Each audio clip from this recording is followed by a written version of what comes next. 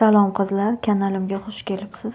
Oldingi videoyimda hayotimizni o'zgartirgan bir yil haqida aytib o'tgandim. Va bu vaziyat o'zini asoratini ko'rsatmay qolmagan. O'sha paytda davolandim, lekin hozirgacha ham sog'lig'imga e'tiborli bo'lishim juda ham muhim. Lekin shunga qaramasdan va bu bizga nimalar berdi? Ya'ni bizga qachonki bitta eshik yopilgan vaqtda qolgan eshiklar ochiladi. Necha yillik orzuyim amalga oshdi.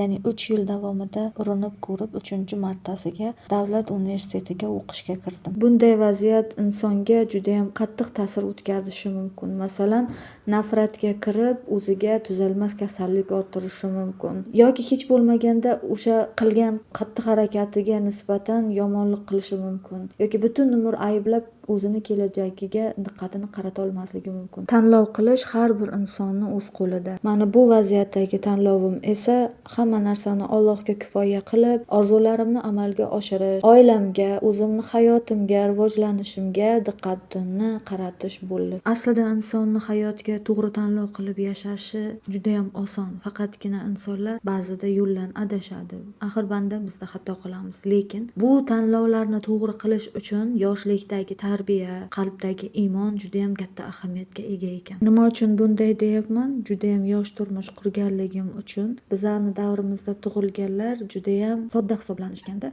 va men hali o'zimni aniq aqlimni yig'ib olib, o'zimni fikrimga ega bo'ladigan yoshda emas, juda ham hali endi hayotni taniyotgan paytimda turmush qurganligim uchun turmush qurganimdan keyingi insonlarni menga qilgan xatti-harakati, bosimi, gap so'zlari va hayotimdagi bo'layotgan vaziyatlar tufayli o'zgarib ketishim mumkin edi. Lekin aynan meni yoshligimdan dadajonim Allohga nisbatan mehrni, qo'rquvni uyg'otganliklari sababli, dinimizga nisbatan mehrimni uyg'otganliklari sababli ham o'y-fikrlarda, harakatlarda, gapirishda ehtiyot bo'lasiz va albatta buni anglagan holda qilasiz. Hayotimizda bo'layotgan vaziyatlar har doim bizga nimadir o'rgatadi yoki biz har doim chiroyli, faqat tekis hayotda yashaymiz degani emas.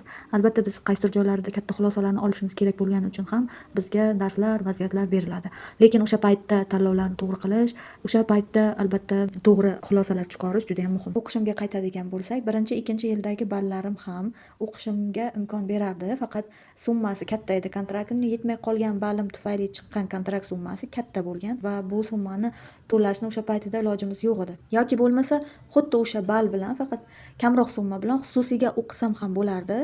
Lekin meni orzuyim davlat oliygohiga o'qish edi. 3-yilga o'zim xohlagandek davlat universitetiga o'qishga kirdim. Hozirgi paytda 3-kursman. O'sha paytida men kirgan yilim oxirgi zavodchnilarni qabul qiladigan yil edi. Birinchi o'qishimdagi taassurotlar juda ham yaxshi bo'lgan. Chunki yoshim katta bo'lib, o'zimni anglagan holatda har bir jarayonni kuzatadigan, har bir narsaga anglash ko'zi bilan qaraydigan yoshda bo'lganligim uchun har bitta semestrni o'ziga xos men uchun xotirasi mavjud. Birinchi kursimni birinchi semestrida o'qishga moslashuv bo'lgan. Ikkinchi semestrida esa turmush o'rtog'im chet eldan kelganlar va har kuni mashinada bizda turadigan shahardan toki o'qiydigan shaharimgacha 2,5 soatlik yo'l o'sha yerga qatnagan. Biz har kuni soat 5 ga turib, dars boshlanguncha yetib borardik va dars tugagandan keyin yo'lga chiqardik, uyga 6-7 qilib kelardik. Bu videolarni mana shu paytida olganman. O'qish jarayonlaridan ko'pchilik nolishi mumkin, lekin men nololmayman, chunki bu narsaga erishish men uchun juda ham katta mehnat, katta harakatni talab qilgan va ko'p narsani bosib o'tishim kerak bo'lgan. Shuning uchun ham juda ham men uchun qiymatli va qadrli. Bu rasmlar dars jarayonlarimizdan. Bir semestrda meni mutaxassisligimning bayrami bo'lganligi uchun xonadonshim mana shunday tort bilan tabriklaganlar va juda ham xursand bo'lganman. U kishidan haligacha minnatdorman. Mana shunday narsalarga e'tiborsiz bo'lmaganliklari uchun va u kishining yo'nalishlari boshqa bo'lganligi uchun ko'rib turganingizdek qo'llari juda ham go'l, mana shunaqa narsalar yasaydilar va bu haqida batafsil keyingi videoda sizlar bilan bo'lishaman.